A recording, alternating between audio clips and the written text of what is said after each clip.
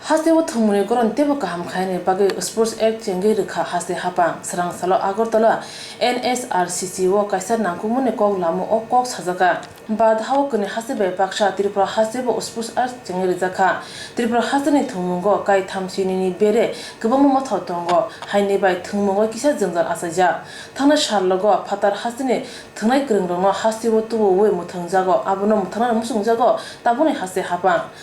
Sports art chengai rubai thumune joto motharong na thangchao tumna bagai sarang salo agortala NSRCC wo kaisa nangkumune koglama asulakha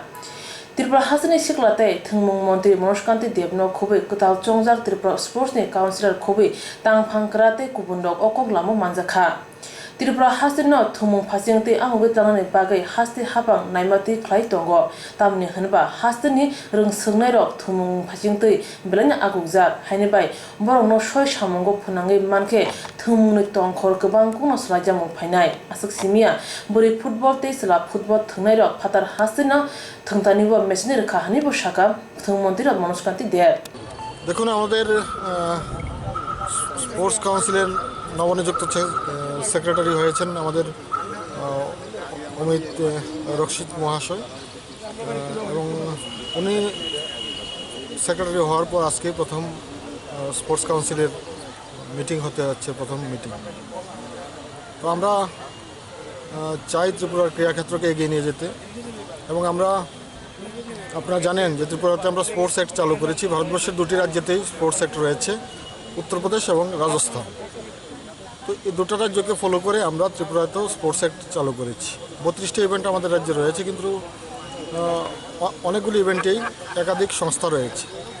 যার ফলে খেলাতে কিছু বিশৃঙ্খলা বিভিন্ন জায়গাতে হয় এবং কেউ কেউ রাজ্যের নামে বহিরাজ্যের প্লেয়ারদেরকে খেলিয়ে অতীতে সরকারের আমলে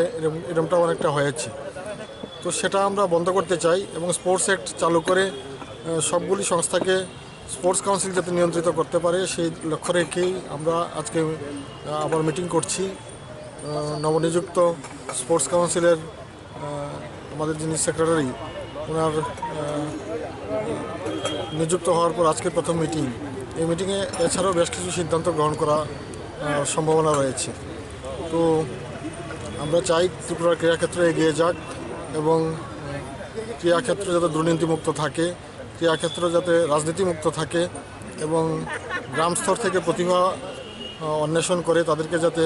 কাজে লাগানো যায় আমরা দেখেছি ইদানিংকালে বেশ কিছু সফলতা আমরা পেয়েছি বিশেষ করে ফুটবলে আপনারা জানেন গত বছর আন্ডার-17 ফুটবলে মহিলাদের যে ইভেন্ট হয়েছিল ত্রিপুরাতে ভারতবর্ষের তাবর রাজ্যকে হারিয়ে আমাদের মেয়েরা চ্যাম্পিয়ন হয়েছিল এবং এই বছরও আমরা আন্ডার-17 বয়েজ ফুটবল ন্যাশনাল গেম যেটা হয়েছে সেটাতেও আমাদের ত্রিপুরার ছেলেরা চ্যাম্পিয়ন হয়েছে তো এটা আমরা গর্বের ব্যাপার এবং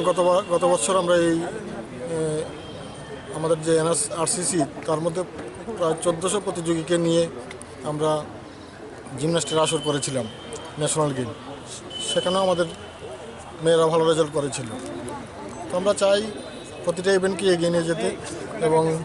আমি আশা করি নবনিযুক্ত স্পোর্টস কাউন্সিলের যিনি সেক্রেটারি হয়েছেন ওনার নেতৃত্বে স্পোর্টস কাউন্সিলে আরও বেশি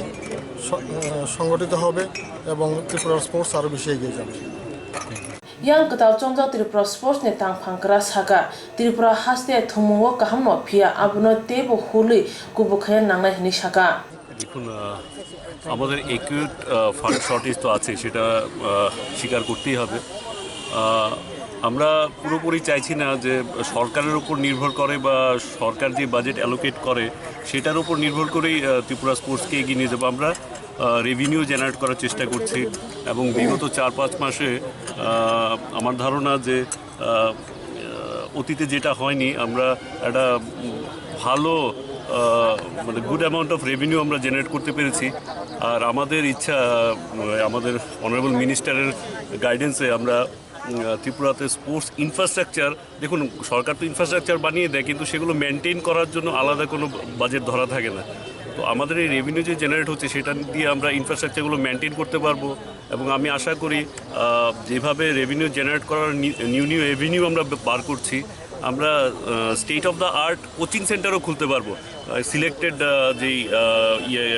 স্পোর্টস ইয়েগুলো রয়েছে, ডিসিপ্লিনগুলো রয়েছে। তো আমরা বড় স্বপ্ন নিয়ে এগোচ্ছি